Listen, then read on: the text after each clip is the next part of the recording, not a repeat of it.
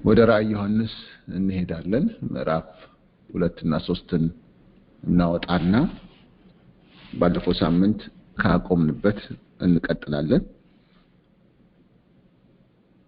ባለፈው ሳምንት ምዕራፍ 1ን ጌታ ኢየሱስ ክርስቶስ ራሱ ለዮሐንስ ባየነው መልክ ከተገለጠለት በኋላ ያየው ራእይ የክርስቶስ ራእይ ምን ማለት እንደሆነ ሊተረጉምለት እንደጀመረ አይተናል። ይኸውም ምዕራፍ 1 ቁጥር 20 ላይ እንደተቀመጠው በቀኝ እጄ ያየሃቸው የሰባቱ ከዋክብትና የሰባቱ የወርቅ መቅረዞች ምስጢር ይህ ነው። ሰባቱ ከዋክብት ሰባቱ አብያተ ክርስቲያናት፣ ሰባቱ ከዋክብት የሰባቱ አብያተ ክርስቲያናት መላእክት ናቸው። ሰባቱ መቅረዞች ሰባቱ አብያተ ክርስቲያናት ናቸው ብሎ ከዛ እነዚህን እያንዳንዱ አብያተ ክርስቲያናት በዚህ ምዕራፍ 2 እና 3 ላይ ተዘርዝረው ለሰባቱ አብያተ ክርስቲያናት የሚሆነው መልእክት በዛ ውስጥ ተቀምጦ እንመለከታለን። እንግዲህ ለዮሐንስ በታዘዘው መሰረት ምዕራፍ 1 ቁጥር 19 ላይ በታዘዘው መሰረት እንግዲህ አሁን ያየኸውን አሁንም ያለውን ከዚህም በኋላ ሊሆን ዘንድ ያለውን ጻፍ ተብለዋል። አሁን ያየው ይሄ የጌታችን ኢየሱስ ክርስቶስ ምስል ነው ብለናል። ማለት ኢየሱስን ያየው ምስል ሳይሆን ቅጥታ ኢየሱስ ራሱን ያየው በተለየ ክብር እና አሁን ያሉበት አብያተ ክርስቲያናት በጊዜው ያሉት አብያተ ክርስቲያናት ያሉበት ሁኔታ ነው። ከሱ በኋላ ደግሞ ከዚህ በኋላ ሊሆን ያለውን ያሳየዋል ማለት ነው። የዮሐንስ ራእይም ዋናው መልእክት እሱ ነው ብለናል። ከዚህ በኋላ ሊሆን የሚገባው ወይም ቶሎ ሊሆን የሚገባው ነው። እሱን ቀጥሎ ያሳየዋል። ያንን ሲያሳየው የምናየው ከምዕራፍ 4 ጀምሮ ነው። ባለፈው እንዲሁ ትንሽ ጠቀስ አድርገነው አልፈናል። አሁን ያለውን የተባለው ግን እነዚህ ሰባቱ አብያተ ክርስቲያናት ያሉበት ወቅታዊ ሁኔታ በጌታ ዓይን ፊት በጌታ ዓይን እንደራሳቸው እይታ ያሉበትን ሁኔታ የሚለኩበት መንገድ አለ። ለምሳሌ ሎዶቅያን ቤተክርስቲያን ሲናገር ባለጠጋ ሀብታም ነኝና ባለጠጋ ሆኛለሁ አንድስ እንኳን አያስፈልገኝም የምትል ስለሆንክ ይላል። ስለዚህ ራሳቸውን የሚያዩበት የሆነ እይታ አለ። እዚህ ጋር ያለው በጌታ ፊት በምን ሁኔታ ላይ እንዳሉ የሚያሳይ ነው። እና ሰባቱም እንግዲህ እነዚህ አብያተ ክርስቲያናት የሚገኙት በኤዥያ ነው፣ ወይም በሌላው አጠራር ኤዥያ ማይነር እያሉ ይጠሩታል። ይኸውም እንግዲህ ቻይናም ኤዥያ ውስጥ እንዳለች እናውቃለን። ሶቪየት ህብረት ከፊሉ አውሮፓ ነው፣ ከፊሉ ኤዥያ ነው ይባላል። ከዛም እነ ህንድ እነ ማሌዥያ እነዛ ሁሉ ሀገሮች ኤዥያ ውስጥ ይቆጠራሉ። ይሄኛው ግን ወደ ቱርክ አካባቢ ያለው ቦታ ነው አሁን ኤዥያ እየተባለ ያለው። ስለዚህ ኤዥያ ማይነር ብለው ይጠሩታል። ሰባቱም አብያተ ክርስቲያናት እዛ አካባቢ ነው ያሉት። አሁን እነዛ አብያተ ክርስቲያናት በአሁኑ ወቅት ያሉበት አካባቢ ምን ይመስላል በሚል የሆነ ጥናታዊ ፊልም ነገር ከጥቂት ወራት በፊት ነበረ በዛ አካባቢ ያለው እና አንዳቸውም አብያተ ክርስቲያናት በዛ ጊዜ የነበሩት አሁን የሉም። የድሮ ታሪካቸው ብቻ ነው ያለው። እነዚህ ሰባቱ አብያተ ክርስቲያናት በጊዜው የነበሩ ናቸው። ከነዚህ ውስጥ የአንዱን ስም ብቻ ነው የምናውቀው። ይሄም የመጀመሪያዋ ቤተክርስቲያን ምዕራፍ 2 ቁጥር 1 ላይ ተጠቀሰችው ኤፌሶን የምትለዋ እሷን በኤዥያ ውስጥ ስለምትገኝ እሷን ብቻ ነው የምናውቀው ማለቴ በሐዋርያው ጳውሎስ መልእክት ውስጥ ለኤፌሶን ቤተክርስቲያን የተጻፈ ደብዳቤ ስላለ ስሙ የለመድነው ነው። ሌሎቹ ቆሮንቶስ፣ ቆላሲስ፣ ፊልጵስዩስ የሚባሉትን በሙሉ እናውቃለን። እነዛው በአብዛኛው አውሮፓ አካባቢ ያሉ ናቸው። ፊልጵስዩስ አውሮፓ ውስጥ ያለ እንዳለ እናውቃለን። እነዚህ ግን ኤዥያ ውስጥ ያሉ ናቸው። የሚቀሩትን ወደ 6 የሚሆኑትን አብያተ ክርስቲያናት ስም እዚህ ራእይ ዮሐንስ ላይ ነው ተጠቅሰው የምናነበው እንጂ በሌሎቹ በሐዋርያት መልእክቶች ውስጥ አናያቸው። አብያተ ክርስቲያናቱ ግን የነበሩ ናቸው ማለት ነው። ይሄ ደብዳቤ የተጻፈው በ90ዎቹ ዓመተ ምህረት አካባቢ ከሆነ የኤፌሶን ቤተክርስቲያን ሐዋርያ ጳውሎስ የጻፈበት ጊዜ 60ዎቹ መጀመሪያ አካባቢ ይመስለኛል። እና በነዛዎቹ አካባቢ በነዛ ጊዜያት ወይም ዓመታት አካባቢ እነዚህኛዎቹ ደግሞ ሌሎቹ የኤዥያ አብያተ ክርስቲያናት እንደተመሰረቱ ብናስብ እና ይሄ ደብዳቤ የተጻፈው 94 95 96 ዓመተ ምህረት አካባቢ ስለሆነ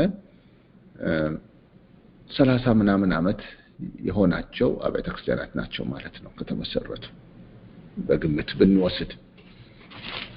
እና ጌታ ኢየሱስ ክርስቶስ ካረገ በዚህ ወቅት እንግዲህ 50-60 ዓመት ሊሆን ይችላል። አብያተ ክርስቲያናቱ ከተመሰረቱ ግን 30 ዓመት 35 ዓመት ከዛ በላይ ያልበለጣቸው አብያተ ክርስቲያናት ናቸው። እና ባለፈው እንዳየነው እዛ ምዕራፍ 1 ላይ ኢየሱስ ክርስቶስ የተገለጠበት ያ ማንነት በአብያተ ክርስቲያናት መካከል የሚመላለስበት ማንነት ነው። በሰባቱ መቅረዞች መካከል ነው ሆኖ ዮሐንስ ያየው። በሰባቱ መቅረዞች መካከል ሆኖ ያየው ኢየሱስ ምን እንደሚመስል እንግዲህ ባለፈው ተመልክተናል። ያ ገጽታው ያ ክብሩ ለአብያተ ክርስቲያናትም ነው ደግሞ ለተቀረው ዓለም ነው። አብያተ ክርስቲያናት ጌታን በዛ ክብር ያውቁት ይገባል። የኢየሱስ የቤተ ክርስቲያን ራስ ያ ጌታ ነው። ምዕራፍ 1 ላይ ተገለጠው ጌታ ብለን የተቀበልነው ስንቀበለው ጌታ ብለን የተቀበልነው እያንዳንዱ በእነዚህ አብያተ ክርስቲያናት ውስጥ ያለ አማኝ ጌታ ብሎ ሲቀበለው ጌታ ማለት ምዕራፍ 1 ላይ የተገለጠው ቁመና ነው፣ ክብር ነው። የቤተ ክርስቲያን ራስ ይሄ ነው። ከዚህ ክብሩ ውስጥ ከዚህ ስልጣን ውስጥ ከዚህ ግርማ ውስጥ ነው ይሄ ንግግር የሚመጣው፣ ይሄ ምርመራ የሚመጣው ለአብያተ ክርስቲያናት። ስለዚህ ይሄንን ልብ ማለት አለበት። ጌታ ኢየሱስ ክርስቶስ በማቴዎስ ወንጌል ምዕራፍ 28 ላይ በመጨረሻ ላይ ከሙታን ተነስቶ ከዛ ደቀ መዛሙርቱን በደብረ ዘይት እንዲቀድሙት ነግሯቸው በገሊላ እንዲቀድሟቸው ነግሯቸው በዛ ካገኛቸው በኋላ መጨረሻ ላይ ታላቁን ተልእኮ ይሰጣቸዋል። ወይም በዓለም ሁሉ ሄደው ወደ ዓለም ሁሉ እንዲሄዱ ወንጌልን ለፍጥረት ሁሉ እንዲሰብኩ እንዲያጠምቁ እሱ ያስተማረውን ትምህርት በሙሉ እነዚያ ያመኑ ሰዎች ደግሞ እንዲጠብቁ እንዲያስተምሯቸው ይሄን ተልእኮ ይሰጣል። ተልእኮን ሲሰጥ ከምን ውስጥ እንደሚሰጥ ሲናገር እንዲህ ብሎ ነበር እዛ ማቴዎስ 28 ላይ ስልጣን ሁሉ በሰማይና በምድር ተሰጠኝ። እንዲህ ነው የሚላቸው አስቀድሞ ስልጣን ሁሉ በሰማይና በምድር ተሰጠኝ፣ እንግዲህ ሂዱና ብሎ ነው የሚያዘው። ያ ትእዛዝ የታላቁ ተልእኮ ትእዛዝ የሚወጣው በሰማይና በምድር ያለ ስልጣን ሁሉ ከተሰጠው ከዛ ባለ ስልጣን ከዛ ባለቤት ውስጥ ነው። ያንን ስልጣን በክብሩ ብናየው ቀላል ነገር አይደለም፣ ታላቅ ነገር ነው። ቤተክርስቲያን በዛ ክብሩ ክርስቶስን ማየት መልመድ አለባት። ሁል ጊዜ የምታየው በመስቀል ላይ የተሰዋውን ብቻ ከሆነ ሙሉ እይታ አይኖራትም። በመስቀል ላይ የተሰዋው ክርስቶስ ስለ ኃጢአታችን የተሰዋ ፍቅሩን የገለጠ ትህትናውን የገለጠ በእርሱ ስቃይ እኛ እንድናርፍ በሱ መዋረድ እኛ እንድንከብር በሱ መናቅ እኛ ባለዋጋ እንድንሆን የሄደውን ደረጃ የፍቅሩን ደረጃ የትህትናውን ደረጃ የመስዋዕትነቱን ደረጃ ነው የምንመለከተው። መስቀል ላይ ኢየሱስ ክርስቶስ ሲሆን እኛን ለማዳን የሄደበትን ርቀት እንረዳለን። ይኸውም እስከ ሞት ድረስ እስከ መዋረድ እርቃን እስከ መቅረት ድረስ የማዳን ስራ ነው የተሰራው። ጌታን ስንቀበለው አዳኛችን ብቻ አድርገን አይደለም የተቀበልነው፣ ደግሞ ጌታችን አድርገን የተቀበልነው። ሎርድ ኤንድ ሴቪየር ይባላል። ለዚህ ነው አዳኛችን ሲሆን እንደዛ ተሰውቶ በመስቀል ላይ ሞቷል። ከሰይጣን መዳን ማምለጥ፣ ከስልጣኑ መላቀቅ፣ ከኃጢአት ባርነት መላቀቅ፣ ከሞት ማምለጥ ስናስብ ያንን አዳኝ እናስባለን። አዳኝን ስናስብ መስቀል ላይ እናየዋለን። አዳኝ ብቻ አይደለም፣ ጌታ ነው። በሰማይና በምድር ሁሉ ስልጣን የተቀበለ ባለስልጣን ነው። ንጉስ ነው፣ ገዢ ነው፣ አስተዳዳሪ ነው። ስለዚህ ትእዛዝ ሲያዝ ተልእኮ ሲሰጥ ከዛ ስልጣን ውስጥ ነው የሰጠው። ካም በፊት ያየን ይመስለኛል ጢሞቴዎስ ላይ ሐዋርያ ጳውሎስ ለጢሞቴዎስ ትእዛዝ ሲሰጠው የወንጌል ስራ እንዲሰራ በሕያዋንና በሙታን ላይ ሊፈርድ ባለው በመንግስቱ በመገለጡ በዛ ፊት አዛሃለሁ፣ ይህንን ተልእኮ እሰጥሃለሁ፣ በጊዜውም አለጊዜውም ስበክ፣ የወንጌል ስራ ፈጽም፣ እንዲህ እያለ ትእዛዝ ሲያዘው በሕያዋንና በሙታን ሊፈርድ ባለው በመገለጡ በመንግስቱ ፊት አዛሃለሁ አለ። ትእዛዙን ከስልጣኑ ከጌታ ጋር ከጌትነቱ ከክብሩ ጋር ነው ያያያዘው። ትእዛዙን ሐዋርያ ጳውሎስ ለጢሞቴዎስ ነበር እንዲህ ያለው፣ ጌታ ኢየሱስም በሰማይና በምድር ስልጣን ሁሉ በሰማይና በምድር ተሰጠኝ እንግዲህ ብሎ ነው የሚያዘው። ያ ትእዛዝ ከዛ ባለስልጣን ውስጥ ነው የሚወጣው።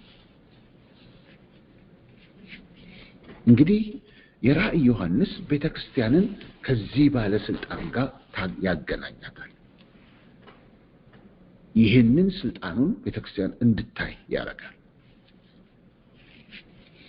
እዚህ በራእይ ውስጥ የምናየው ኢየሱስ እሱ ነው ጌታችን። በመስቀል ላይ ያየነው አዳኛችን ነው። እዚህ ጋር የምናየው ጌታችን ነው። ስንቀበለው ኢየሱስን አዳኛችን ደግሞም ጌታችን ብለን የተቀበልነው። ጌታ ስንል ይሄ ማለት ነው፣ እዚህ ጋር የምናየው ማለት ነው። ስለዚህ ይህንን የጌትነቱን ክብር የስልጣኑን ክብር ለዮሐንስ ካሳየው በኋላ ዳግመኛ የሚገለጥበትን ክብር ካሳየው በኋላ ከዚህ ክብሩ ውስጥ ከዚህ ስልጣኑ ውስጥ የሚወጣውን መልእክት ነው ለአብያተ ክርስቲያናት አድርስ የሚለው እና እያንዳንዱን ገጽታውን እያነበበ ማን ነው እየገለጠ ወይም እየነገረው ከዛ መልእክት ይሄ ነው ይለዋል ለእያንዳንዱ ቤተክርስቲያን። እና ባለፈው ረቡዕ ዕለት በነበረን ጊዜ ለእያንዳንዱ ቤተክርስቲያን መግቢያ ሆኖ ያለውን ሰባቱንም አንብበን ነበር።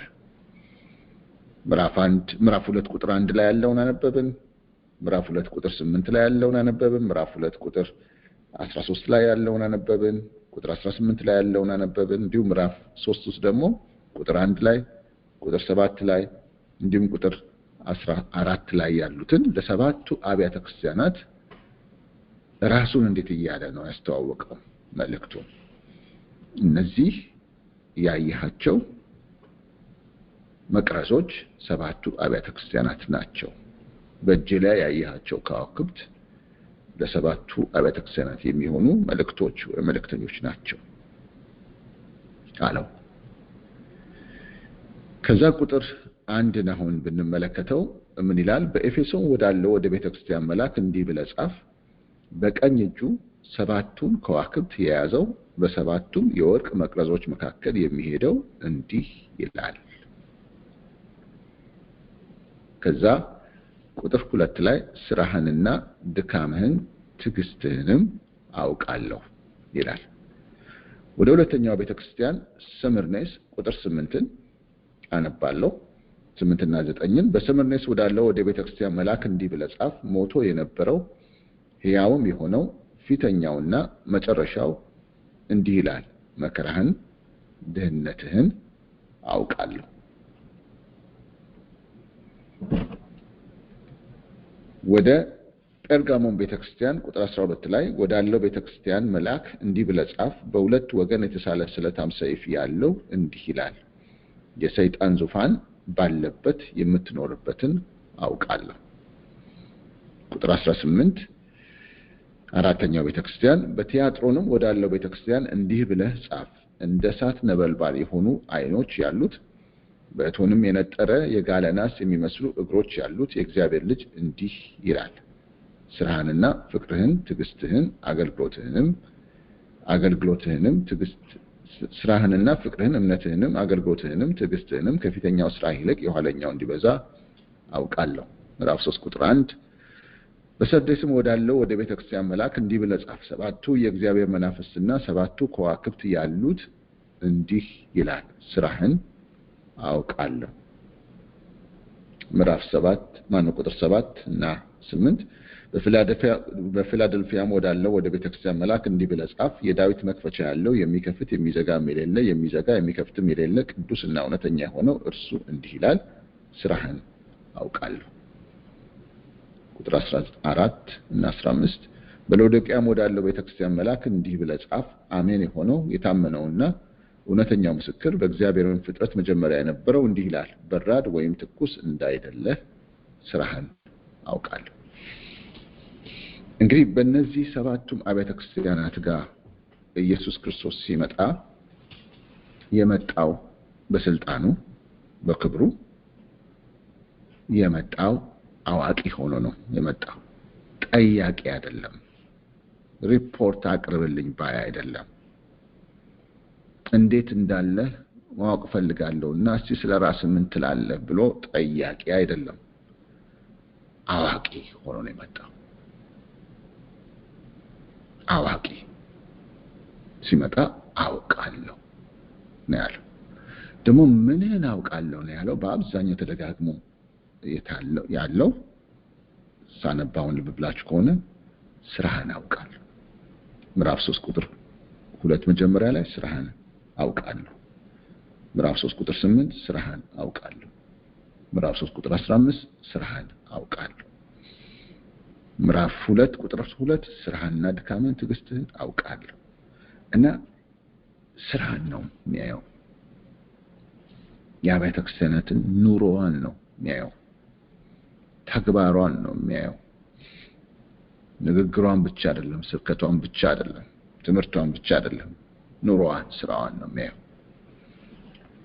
ስራ ፈላጊ ነው፣ ኑሮ ፈላጊ ነው፣ ፍሬ ፈላጊ ነው ማለት ነው። ጌታ ኢየሱስ በዮሐንስ ወንጌል ምዕራፍ 15 ላይ እንደነገረን ራሱን በወይን ግንድ መስሎ በተናገረበት አባቴ ገበሬ ነው፣ እኔ እውነተኛ የወይን ግንድ ነኝ፣ እናንተም ቅርንጫፎች ናችሁ ብሎ ቀጥሎ ክፍሉ የሚያወራው አትኩሮቱ ምንድነው? እሱ ፍሬ ማፍራት ላይ ነው። ፍሬ የሚያፈራውን ቅርንጫፍ አብዝቶ እንዲያፈራ ይገርዘዋል፣ ያጠራዋል። ፍሬ የማያፈራውን ግን ይቆርጠዋል እያለ ገበሬው ፍሬ ፈላጊ መሆኑን ይናገራል።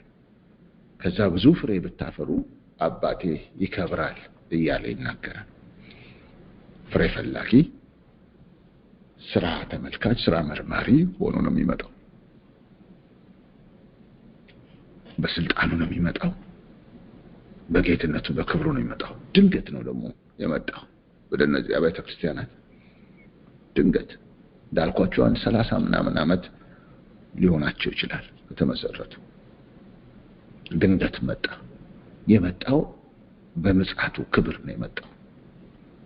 የመጣው ከሙታን ተነስቶ በአባቱ ዘንድ በተቀበለው ክብር ነው የመጣው። በንግስናው፣ በጌትነቱ፣ በገዥነቱ ክብር ነው የመጣው እና እንደዚህ ያለው ጌታ ሁሉን አዋቂ ነው። የእውቀቱን ጥልቀት ደግሞ ሲናገር በዚህ በምዕራፍ 2 ቁጥር 23 ላይ 22 እና 23 እነሆ በአልጋ ላይ ጥላት አለው፣ ከእርሷም ጋር የሚያመነዝሩትን ከስራዋ ንስሐ ባይገቡ በታላቅ መከራ እጥላቸዋለሁ፣ ልጆቿንም በሞት እገድላቸዋለሁ። አብያተ ክርስቲያናትም ሁሉ ኩላሊትንና ልብን የምመረምር እኔ እንደሆንኩ ያውቃሉ፣ ለእያንዳንዳችሁም እንደ ስራችሁ እሰጣችኋለሁ አለ። ይህንን ለቲያጥሮን ቤተክርስቲያን የተናገረው መልእክት መግቢያው ላይ ራሱን ሲያስተዋውቅ በቲያጥሮን ወዳለው ወደ ቤተክርስቲያን መልአክ እንዲህ ብለህ ጻፍ፣ እንደ እሳት ነበልባል የሆኑ አይኖች ያሉት በእቶንም የነጠረ የጋለ ናስ የሚመስሉ እግሮች ያሉት የእግዚአብሔር ልጅ እንዲህ ይላል። አይኖቹን ጠቅሶ ነው። እነዛ እንደ እሳት ነበልባል የሆኑ መርማሪ የሆኑ ጥልቅ ገብተው ውስጥ ገብተው ልብንም ኩላሊትንም ውስጥ ነገርን ሁሉ መመርመር የሚችሉ አይኖች፣ እንደገና ደግሞ የፍርድን ነው የሚያመለክተው። እግሮቹ የፍርድ የጋለ ናስ የሚፈርዱ አርጎ በዚህ መልክ እንዲህ ይልሃል ነው የተባለው ለቤተ ክርስቲያኒቱ። እና አዋቂ ሆኖ መርማሪ ሆኖ ስራ ፈላጊ ሆኖ ስራን ነው የሚለካው። ስራን ፈላጊ ሆኖ ነው የመጣው። በጣም ያስፈራል። ይህንን ጌታ እያንዳንዱ አማኝ ቢያውቀው፣ አቤት ቢያውቀው፣ አቤት ቢያውቀው፣ እንዴት ይሆን በሱ ፊት የምንመላለሰው? ብዙዎቻችን ችግራችን ኢየሱስን መስቀል ላይ ብቻ እናስቀምጠዋለን።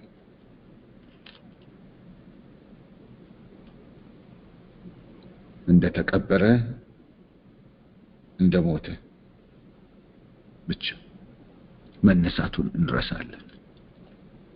መክበሩን እንረሳለን። መሾሙን እንረሳለን።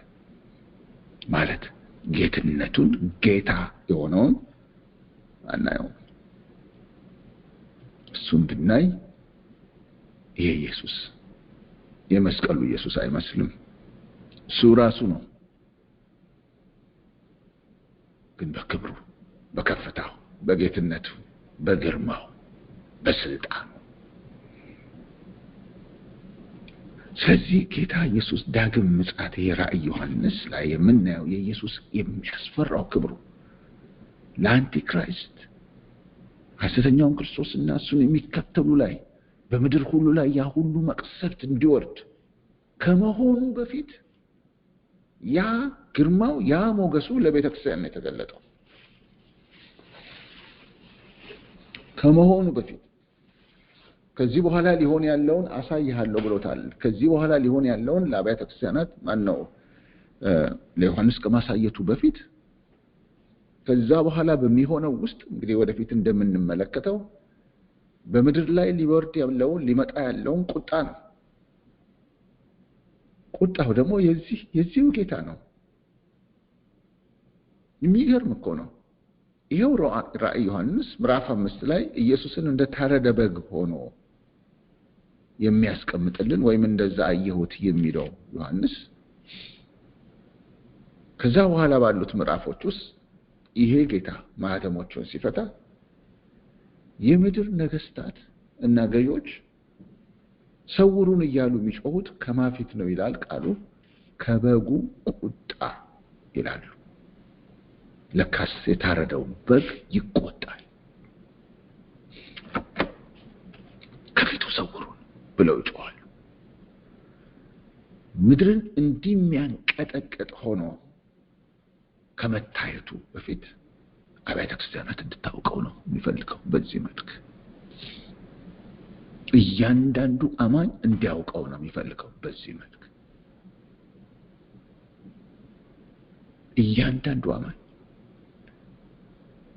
በመስቀል ላይ ተሰውቶ ያዳነን እርሱ ጌታ ሆኖ ሲሾም የዛን ጊዜ አሜን ብለን ለጌትነቱ ስንገዛ ለእንዴት ያለ ጌታ ነው የተገዛ ነው ምን የሚመስል ጌታ ነው የተገዛንለት ይሄንን ነው ለቤተ ክርስቲያናት አሁን የሚነግራቸው ሁሉንም ስራን አውቃለሁ ይላቸው ደግሞ ለእያንዳንዱ ቤተክርስቲያን የሚያስተላልፈው መልእክት ሁሉም እንዲሰሙት ነው ይፈልጋል ስለዚህ በእያንዳንዱ ቤተክርስቲያን መልእክት መጨረሻ ላይ መንፈስ ለአብያተ ክርስቲያናት የሚለውን ጆሮ ያለው ይስማ ይላል ይህ የጌታ የኢየሱስ ክርስቶስ መልእክት የመንፈስ ቅዱስም መልእክት ነው ስለዚህ በሁሉም ደብዳቤዎች መጨረሻ ላይ ማነው ለሁሉም አብያተ ክርስቲያናት በተጻፈው መጨረሻ ላይ መንፈስ ለአብያተ ክርስቲያናት የሚለውን ጆሮ ያለው ሁሉ ይስማ ይላል ጆሮ ያለው ይስማ ሚል ማለት ሁሉ ይስማ ማለት ነው ችላ አትበሉ ማለት ነው ጌታ እንደዛ እያለ ይጮህ ነበር በወንጌል በሚያስተምርበት በዚህ ምድር በነበረበት ጊዜ ጆሮ ያለው ሁሉ ይስማ እያለ ይጮህ ነበር ሊሰማኝ ያለ ይስማ የማይሰማ ግን በራሱ ላይ ነው የሚፈርደው ማለት ነው እዚህም ጋር እንዲህ ነው ለአብያተ ክርስቲያናት ነው መልእክቱ መንፈስ ለአብያተ ክርስቲያናት የሚለውን በአብያተ ክርስቲያናት ውስጥ ጆሮ ያለው ሁሉ ይስማ ነው የሚለው ላይሰማ የሚወድ በራሱ ላይ ይፈርዳል የሚሰማው ግን ይሰማዋል የሚያስፈራው የኢየሱስ ክርስቶስ ክብር ቤተክርስቲያን በዛ መልክ እንድታየው የፈለገው ክብር ነው ይሄ ማንነቱ በቤቱ መከበር አለበት ይሄ ማንነቱ በቤቱ ያሉ እንደልባቸው እንደመጣላቸው እየኖሩ እንደፈቀዳቸው እየኖሩ በውጪ እንደዛ የሚኖሩትን የሚቆጣበት ምክንያት ምንድነው ቤቱን ያልመራ ቤቱን ያልገዛ ይሄ ጌታ እንዴት ነው ውጪ ወጥቶ በውጭ ስርዓት አልበኞችን የሚቀጣው ቤቱን በስርዓቱ መምራት ያልቻለ እንዴት ነው በውጪ ደግሞ ስርዓት አስፈጻሚ የሚሆነው አስከባሪ የሚሆነው በውጪ ወዳሉት ወደ አመፀኞች ወደ ዋነኛው አመፀኛ ወደ ሐሰተኛው ክርስቶስ እና ወደሱ ወገኖች ሁሉ ቁጣውን ማስፈራቱን ከመዘርጋት በፊት ቤቱን ነው የሚያየው ስለዚህ ቤቱን በፊቴም እንደምትመስሉ ተመልከቱ ይላቸዋል እያንዳንዳቸው በሁሉም ንግግር ውስጥ የምናየው ነገር አለ የሚያየውን መልካም ነገር ያበረታታል የሚነቅፈው ነገር ካለ ደግሞ ይነቅፋል የሚነቅፈው ነገር ካለ የሚነቅፍበት አነቃቀፍ ያስፈራል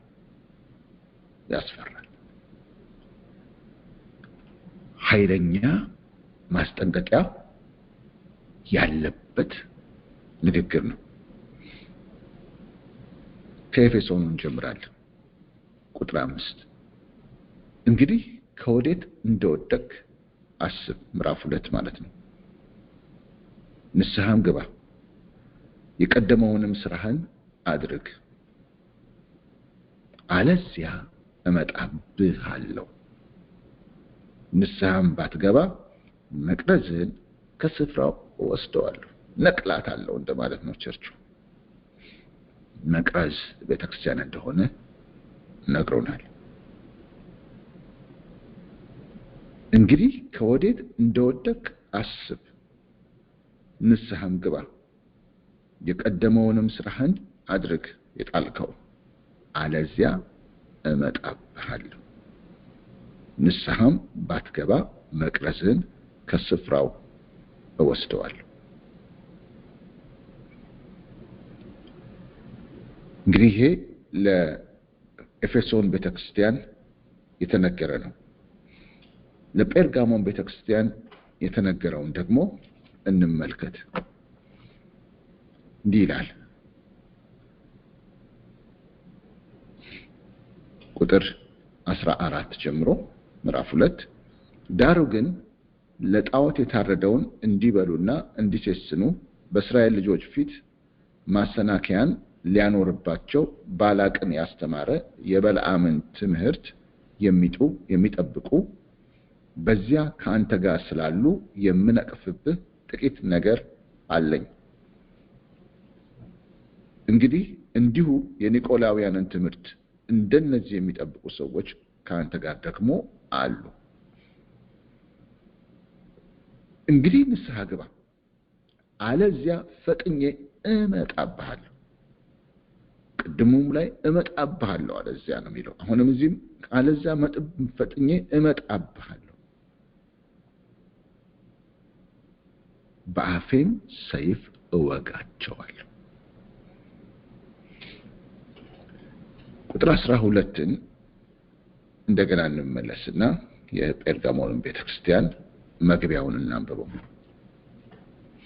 እንግዲህ እንደዚህ እያደረግን ከየቦታው በፈለኩት መንገድ እያያያዝኩ አሳያችሁና ነገ ላይ ግን ስንገናኝ አንድ ምዕራፎቹን 7ቱንም እናነባቸዋለን። አንዳንዶቻችሁን እንድታነቡም ጠይቃችኋለሁ። ቁጥር 12 ምን ይላል? በጴርጋሞንም ወዳለው ወደ ቤተክርስቲያን መልአክ እንዲህ ብለህ ጻፍ፣ በሁለት ወገን የተሳለ ስለታም ሰይፍ ያለው እንዲህ ይላል። እንዲህ አይነት መልእክትን አስቡት።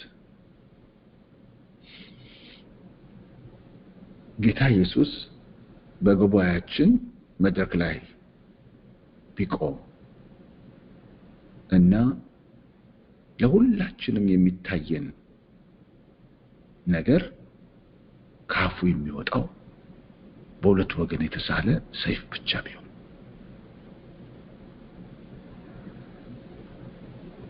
መልእክቱ ከዛ ጋር የተያያዘ ቢሆን፣ ይሁት ንግግሩን ይሁት አንዳንዴ እንረሳዋለን እንጂ እንደ ቤተክርስቲያን ራሳችን አስገብተን በጴርጋሞን ቤተክርስቲያን ውስጥ ራሳችን አይተን እስቲ እንመልከት። ጴርጋሞን ማነች ቢባል፣ ጴርጋሞን ማለት ቁጥር 13 ላይ ተመልከቱ፣ የሰይጣን ዙፋን ባለበት የምትኖርበትን አውቃለሁ የተባለ ነው። ሰይጣን ዙፋኑን አኑሮበታል የምትባል ከተማ ነች። እንደምናውቀው ሰይጣን እንግዲህ በአንድ ጊዜ ሁሉ ቦታ መገኘት አይችልም። በአንድ ጊዜ ሁሉ ቦታ መገኘት የሚችለው እግዚአብሔር ብቻ ነው። ሰይጣን በአንድ ጊዜ አንድ ቦታ ነው የሚገኘው። በየከተማው በየቦታው ጀሌዎቹን፣ አጋንንትን፣ ርኩሳን መናፍስትን እየላከ ስራውን ይሰራል። ሴንተር የሆነ ማዕከል የሆነ ከተማ ነው። እንዴት ያለ የታሰረ ከባድ ቦታ እንደሚሆን ማሰብ ትችላላችሁ። ጴርጋሞን ማለት ሴንተር፣ የአመጽ ሴንተር፣ የሰይጣን ዙፋን ያለበት ሆነ የአመጽ ሴንተር የሆነበት ማዕከል የሆነ ቦታ ነው። ያ ቦታ ማለት ቅዱሳን ከፍተኛ የሆነ መከራ ከዲያብሎስ የሚቀበሉበት ነው፣ የሚገደሉበት ከተማ ነው።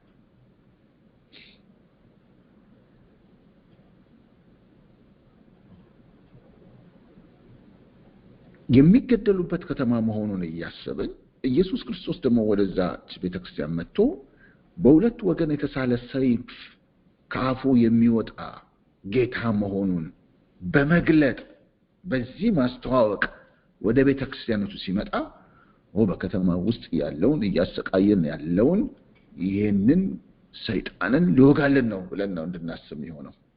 ግን እንደሱ አይደለም። ከተማዋን ማሰብ እንድንችል አሁንም ቁጥር 13 ላይ የተጠቀሱትን ነገሮች ተመልከቱ።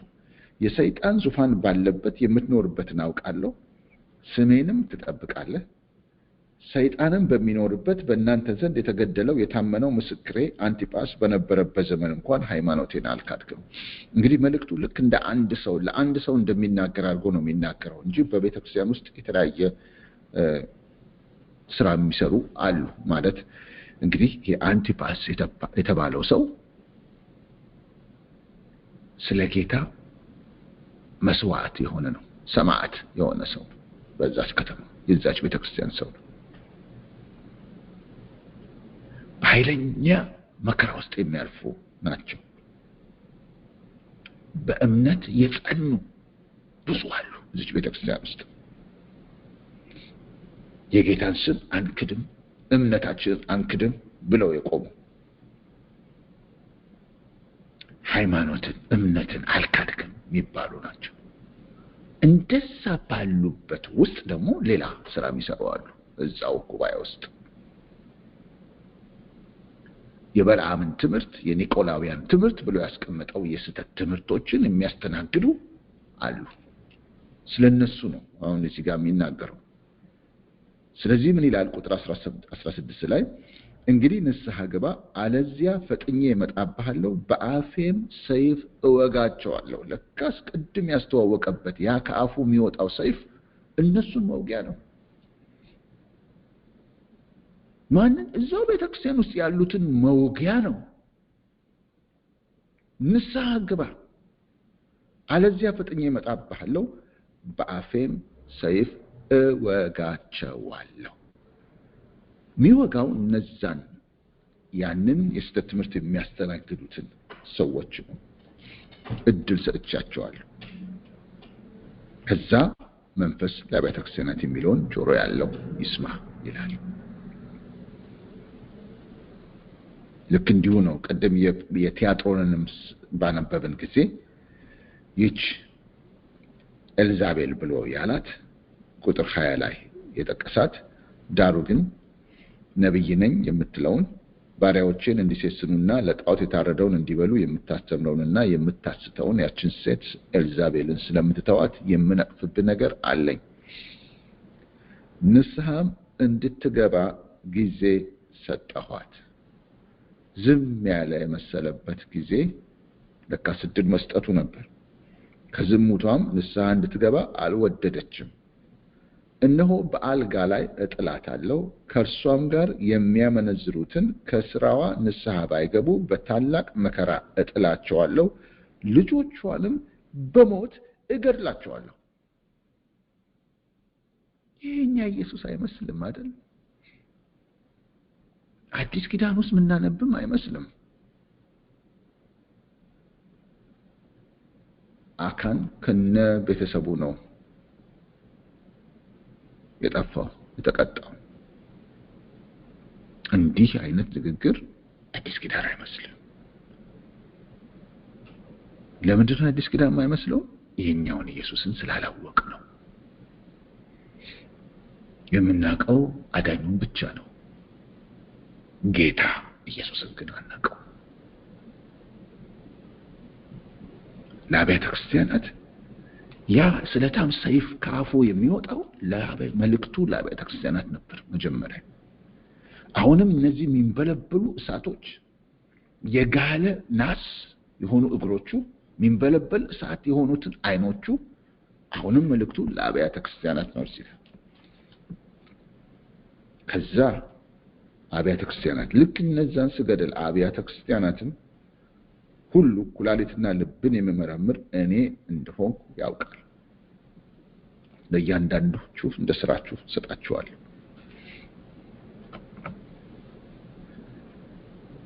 ሰርዴስና ሎዶቅያ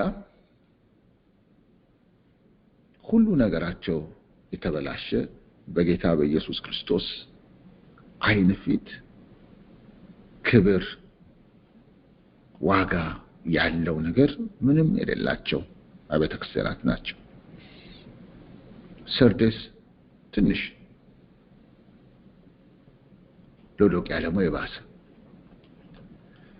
ለሰርዴስ የተላከውን መልእክት ምዕራፍ 3 ቁጥር 1 ላይ ስናነብ በሰርዴስም ወዳለው ወደ ቤተክርስቲያን መልአክ እንዲህ ብለህ ጻፍ፣ 7ቱ የእግዚአብሔር መናፍስትና 7ቱ ከዋክብት ያሉት እንዲህ ይላል፣ ስራህን አውቃለሁ፣ ሕያው እንደመሆንህ ስም አለህ፣ ሞተህማል ይላል።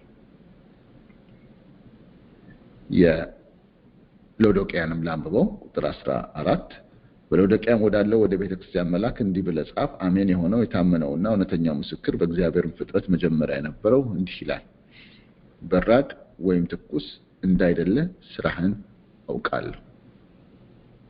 በራድ ወይም ትኩስ ብትሆን መልካም በሆነ ነበር ይለዋል። ሁለቱ ተመሳሳይ አይነት መልእክት ነው ያለው። ያኛው የሰርዴስዋን ቤተክርስቲያን ሕያው እንደመሆንህ ስም አለህ፣ ሞተህማል ይለዋል። ስምህ ሕያው እንደሆንክ ነው የምትንቀሳቀስ፣ ሕያው ትመስላለህ፣ ግን ሞተሃል ይለዋል። ይሄኛው ደግሞ ወይ በራድ አልሆንክ ወይ ትኩስ አልሆንክ፣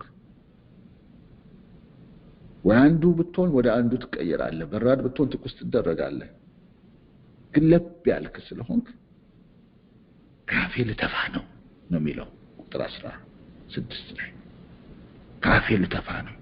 ይሄኛው ሞተሃል ይለዋል፣ ያኛው ደግሞ ልተፋ ነው ይለዋል። ምን ማለት ነው? ልትቆረጥ ነው። የክርስቶስ አካል ክፍል ላትሆን ነው ማለት ነው። ውጪ ልትጣል ነው። ይሄን እኮ ድሮ ነግሮናል። ቅድም በጠቀስኩላችሁ በወይኑ ሐረግ ምሳሌ አባቴ ገበሬ ነው፣ እኔ እውነተኛው የሆነ ግንድ ነኝ፣ እናንተ ደግሞ ቅርንጫፍ ናችሁ። በእኔ ያለውን ፍሬ የሚያፈራውን አብዝቶ እንዲያፈራ ያጠረዋል፣ በእኔ ያለውን ፍሬ የማያፈራውን ግን እንደ ቅርንጫፍ ይቆርጠዋል።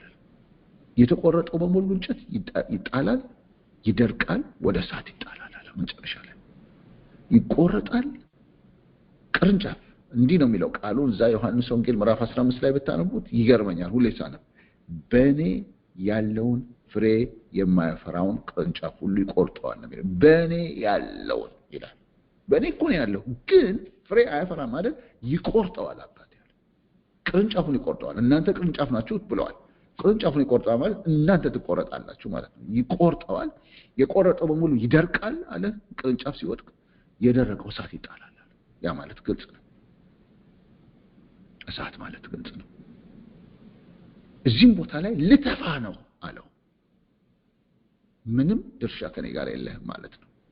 ከአካል ውጭ ትሆናለህ ማለት ነው። ከቤተክርስቲያን ውጭ ትሆናለህ። የቤተክርስቲያን ክፍል አትሆንም ነው። ኃይለኛ ነው መልእክቱ በሙሉ። ለምን? ይሄ መልእክት አሁን የሚመጣው ከጌታ ነው፣ ከባለስልጣኑ ነው። ሁሉን የሚታገስ ነው የሚመስለን። ጊዜ አለ። ከእንግዲህ አልታገስም ነው ንግግሩ ላይ። ከእንግዲህ አልታገስም፣ ቶሎ ብለህ አክሽን ውሰድ ነው። ቁጥር 16 ምዕራፍ 2 ላይ እንግዲህ ንስሐ ገባ፣ አለዚያ ፈጥኜ እመጣብሃለሁ። ቶሎ በል ማለት ነው። ቶሎ ተመለስ ማለት ነው። ዝም ብዬ አልቀጥልም ማለት ነው። በዚህ ሁኔታ አልቀጥልም የሚል ሐሳብን እናገኝበታለን። የሰርዴስን ቤተክርስቲያን ስራህን አውቃለሁ፣ ያው እንደመሆንህም ስም አለህ፣ ሞተህማል። ስራህን በአምላኬ ፊት ፍጹም ሆኖ አላገኘሁትምና የነቃሁን ሊሞቱም ያላቸውን የቀሩትን ነገሮች አጽና። ሌሎቹን አብያተ ክርስቲያናት ኤፌሶንን፣ ጴርጋሞንን፣ ቲያጥሮን፣ እነዚህ 3 ቤተክርስቲያናት በእነሱ ዘንድ ያየው መልካም ነገር፣ ጌታ የወደደው የጌታ የሆነ ነገር አለ ብዙ። ጥቂት ደግሞ ችግሮች አሉ። እነሱን እንዲያስወግዱ ነው በቅድሙ በታላቅ ቃል በኃይለኛ አመጣጥ መጣለሁ ብሎ የተናገራቸው። የሰርዴስ ደግሞ ተቃራኒው ነው። ያለው መልካም ነገር በጣም ጥቂት ነው፣ አብዛኛው የተበላሸ ነው። ሊሞቱ የቀሩ ሁሉ ነገር እየሞተ ነው። ስሙን ያለ እንጂ ሁሉ ነገር እየሞተ ነው። ሊሞቱ የቀሩ ትንሽ የቀሩ አሉ፣ ጥቂት አሉ ህይወት ያለባቸው። እነሱ ፈጽሞ እንዳይሞቱ አጥና። ሊሞቱ ያላቸውን የቀሩትን ነገሮች አጥና። ጥቂት የቀሩ አሉ እንጂ አብዛኛው ነገር ሞቷል። ከዛ ቁጥር 3 እንግዲህ እንዴት እንደተቀበልክና እንደሰማህ አስብ፣ ጠብቀው፣ ንስሐም ግባ። እንግዲያስ ባትነቃ እንደ ሌባ እመጣብሃለሁ፣ በማናቸውም ሰዓት እንድመጣብህ ከቶ አታውቅም።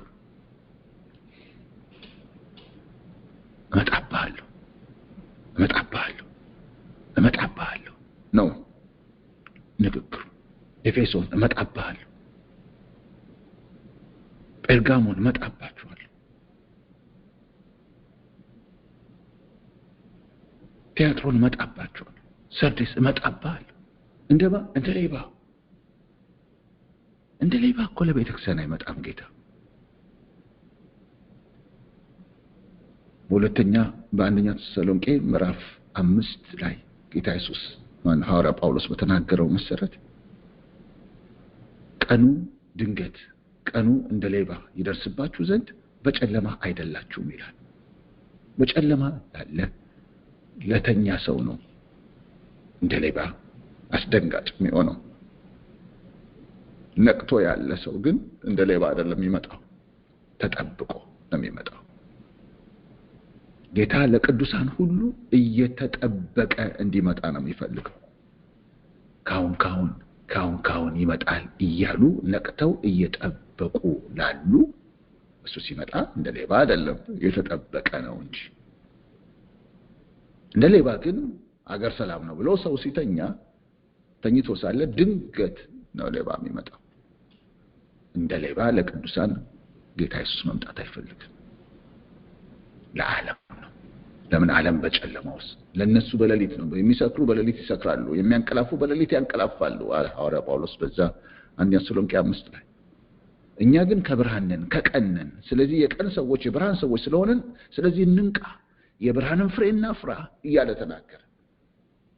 በንቃት ውስጥ ነው ያለነው። በ24 ሰዓት ንቃት ውስጥ ነው ያለነው። ብርሃን በርቶልናል። ጌታችን እየጠበቅነው ነው። ሲመጣ ተዘጋጅተናልና እናስተናግደዋለን። ያንቀላፉ ግን ድንገት ነው የሚመጣባቸው። አልጠበቁትማ፣ እንደ ሌባ ነው። ልክ ለዓለም እንደ ሌባ እንደሚመጣ ለዚህ ለሰርዴስ ቤተክርስቲያንም እንደ ሌባ ነው መመጣብህ አለው። አለዚያ ነው ያለው።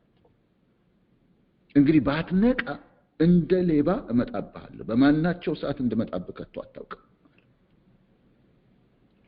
ስለዚህ ጌታ መለያ ያደረገው ምን ነው? ኑሮን ነው፣ ስራን ነው መለያ ያደረገው። እያንዳንዱ ቤተክርስቲያን ስራውን ነው የመዘነው።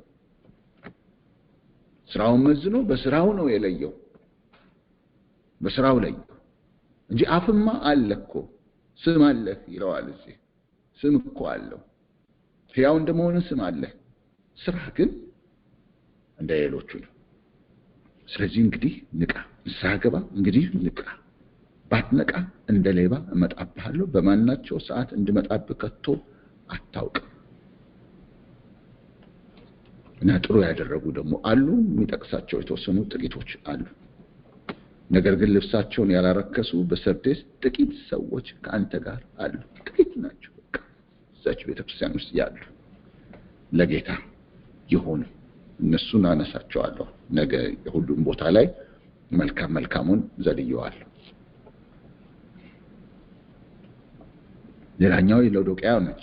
የሎዶቅያውንም ቤተክርስቲያን በራድ ወይም ትኩስ እንዳይደለ ስራህን አውቃለሁ። በራድ ወይም ትኩስ ብትሆን መልካም በሆነ ነበር። እንዲሁ ለብ ስላልክ በራድም ወይም ትኩስም ስላልሆንክ ከአፌ ልተፋህ ነው። ሀብታም ነኝና ባለጠጋ ሆኛለሁ፣ አንድስ እንኳን አያስፈልገኝም የምትል ስለሆንክ ጎስቋላና ምስኪንም ድሃም እውርም የተራቆትክም መሆንህን ስለማታውቅ ባለጠጋ እንድትሆን በእሳት የነጠረውን ወርቅ ተጎናጽፈህም የራቁትነትህ ኀፍረት እንዳይገለጥ ነጭ ልብስን እንድታይም ዓይኖችን የምትኳለውን ኩል ከኔ ትገዛ ዘንድ እመክርሃለሁ። እኔ የምወዳቸውን ሁሉ ገሥጻቸዋለሁ፣ እቀጣቸውማለሁ። እንግዲህ ቅና፣ ንስሐም ግባ። ፍርዱ እንግዲህ እዚህ ጋር ምንድነው ነው የተባለው? ልተፋህ ነው። በዚህ ቤተክርስቲያን ውስጥ በመልካም የሚያነሳው አንድም ነገር የለም። ሰርዴስና ሎዶቅያ ይመሳሰላሉ። ሰርዴስ ውስጥ ጥቂት መልካም ነገር አለ። ጥቂት በመልካም የሚመላለሱ ቅዱሳን አሉ። በሎዶቅያ ውስጥ ግን አንድ እንኳን እንዳለ የተጠቀሰ የለም። ልተፋህ ነው ያለው። ልተፋህ ነው።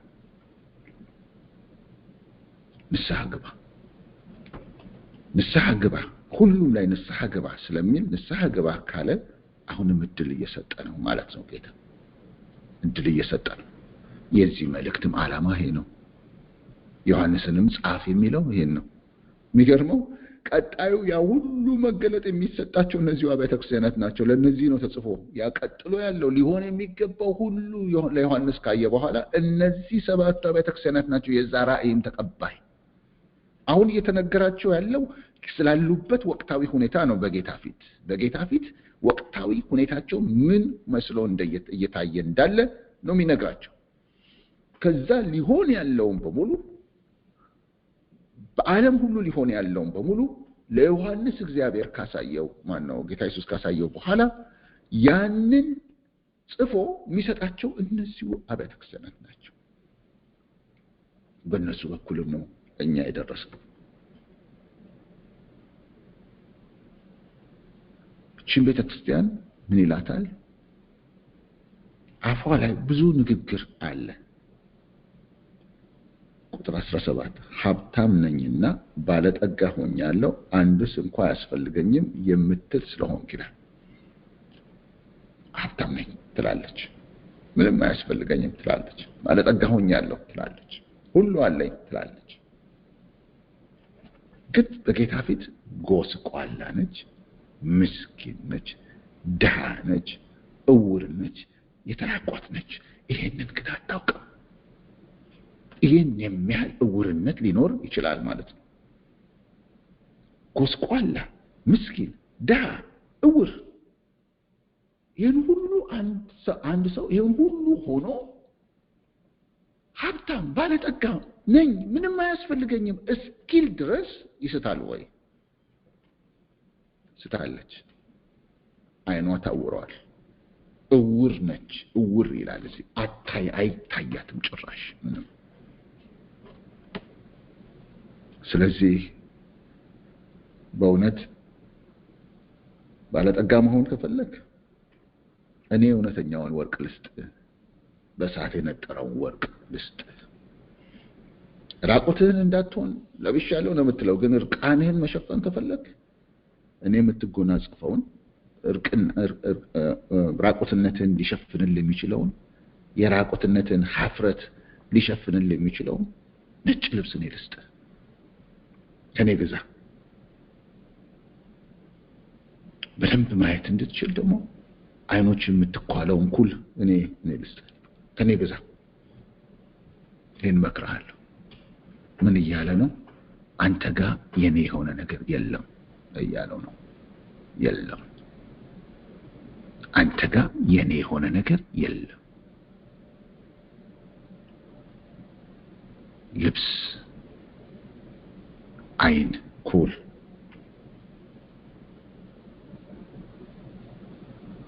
እኔ እሰጥሃለሁ።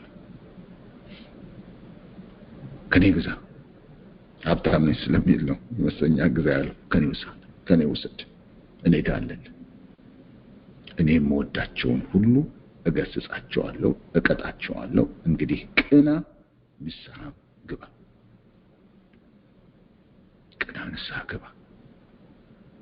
ስለምወድ ነው። ፍቅሬ ለአንተ ገና አልተቆረጠም። መልእክቱ ለዚህ ነው። ሰርዴስ መልእክቱ ለዚህ ነው። ፍቅሩ ገና አልተቆረጠም። እድል ሊሰጥ ነው። 7 አብያተ ክርስቲያናት የሚጎበኘው እዚህ ነው። ምንም አይነት ወቀሳ ያልወቀሳቸው፣ ስራቸው ሁሉ በሱ ፊት መልካም ሆኖ ያገኛቸው እንዲጸኑ እስከ መጨረሻው ድረስ ያንኑ መልካም ነገር ይዘው እንዲቀጥሉ መልካሙን ስራ ይዘው እንዲቀጥሉ የነገራቸው የሰምርኔስን ቤተክርስቲያንና የፊላደልፊያን ቤተክርስቲያን ምዕራፍ 2 ቁጥር 8 ላይ የምታገኙት ቤተክርስቲያን ሰምርኔስ አለች። እንዲሁም ደግሞ ምዕራፍ 3 ቁጥር 7 ላይ ፊላደልፊያ ቤተክርስቲያን አለች። እነዚህ ሁለት አብያተ ክርስቲያናት አልወቀሳቸውም። ያየው ሁሉ መልካም በመከራ ውስጥ የሚያልፉ በብዙ ፈተና ውስጥ የሚያልፉ ናቸው። አበረታታቸው እነሱን። አምስቱ ግን ንስሐ እንዲገቡ ነገራቸው። ከአምስቱ ሁለቱ ብዙ መልካም ነገር አላቸው፣ ጥቂት የሚነቀፍ ነገር ደግሞ አለባቸው። እነዚያ የተቀሩት ሁለቱ ሰርዴስና ሎዶቅያ፣ ሰርዴስ ጥቂት መልካም ነገር አብዛኛው የሚነቀፍ፣ ሎዶቅያ ግን ሁለንተናው የሚነቀፍ ነው። እውር ሆናለች፣ ምንም አይታያለች። ስለዚህ ሎዶቅያ የጌታ የሆነ ነገር የላትም። ስዕሉ የሎዶቅያ ቤተክርስቲያን ስዕል ኢየሱስ ውጪ ነው ያለው፣ ከቤቱ ወጥቷል። ምንም የኢየሱስ የሆነ ነገር እዛ ውስጥ የለም። ለዚህም ነው በደጅ ቆሜ አንኳኳለሁ ማንም ደጁን ቢከፍትልኝ የሚለው። ውጪ ነው ያለው፣ መግባት ነው የሚፈልገው በገዛ ቤት ውስጥ። ለምን ኢየሱስ የሆነ ነገር የላቸውም።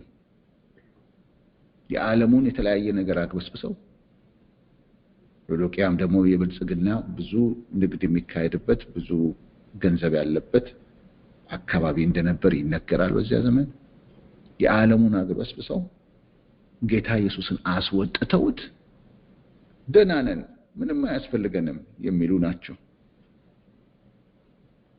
የኢየሱስ የሆነው ነገር የላቸው።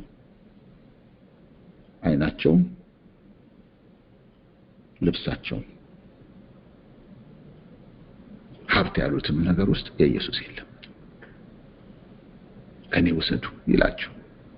ስለዚህ ገፍተው አስወጥተውት ውጪ ነው ያለው። ግን አሁንም የእሱ ቤተክርስቲያን ስለሆነ ስለሚወዳት ይጣራል።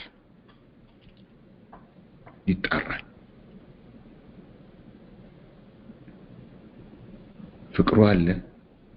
ግን በዚህ ሰዓት መልእክቱ የተግሳጽ ነው። ተግሳጹ ከስልጣን ውስጥ ይወጣል። የማስጠንቀቂያ ነው።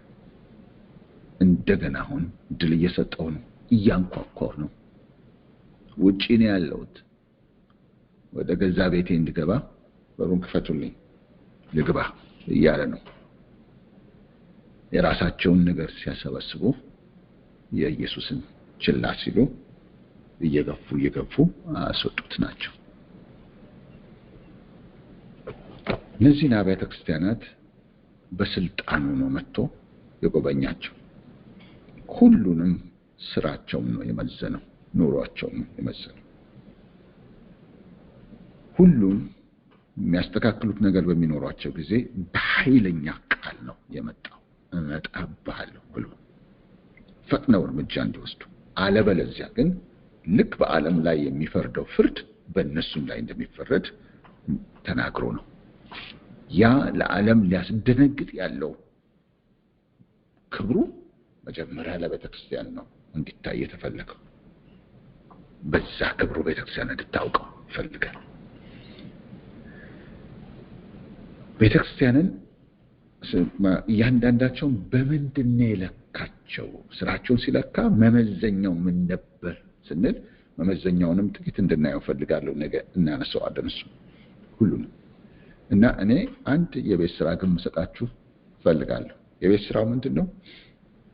ለሰባቱ አብያተ ክርስቲያናት የሰጠው ራሱን ያስተዋወቀበትን ማስተዋወቂያ እስቲ እንጻፈው እና ማስተዋወቂያው ብቻ ነው። ለምሳሌ በኤፌሶን ወዳለው ወደ ቤተክርስቲያን መልአክ እንዲህ ብለህ ጻፍ የሚለውን አትጽፉትም። የምትጽፉት ግን በቀኝ እጁ 7ቱን ከዋክብት የያዘው በ7ቱ የወርቅ መቅረዞች መካከል የሚሄደው የሚለውን እንድትጽፉት እና የ7ቱንም ያዙት። የ7ቱ ላይ ስታዩት አብዛኛው ምዕራፍ 1 ላይ የተገለጸው መግለጫ ነው። የተወሰኑ ደግሞ ተጨማሪዎችም አሉ። ጻፉት። ያንን እንድንጽፈውና ከጻፍነው በኋላ በዛ መልክ ክርስቶስን እንድናውቅ እንጸልያለን። እለት ተጽፉትና በዛ መልክ ይሄ ጌታ ነው ጌታዬ እያልን እንድንል 7ቱ አብያተ ክርስቲያናት ላይ ራሱን የገለጠበት መግለጫ ስሞቹ መጠሪያዎቹ እነሱን እንጻፍ ከ7 እና ነገር 3ቱን ምዕራፎች እናነባቸዋለን ሙሉን እና አንድ ምናየው ያልኳችሁ ግን በምን ነበር መመዘኛው ምን ነበር የሚለውን ነገር እናየዋለን። በምንድን ነበር የሚመዝናቸው እሱን እናየዋለን። ይሄንን ግን እንደ ቤት ስራ ብትወስዱት ደስ ይለኛል። ለምን ላይ መልእክቱ ለኛ ስለሆነ እንጸልያለን።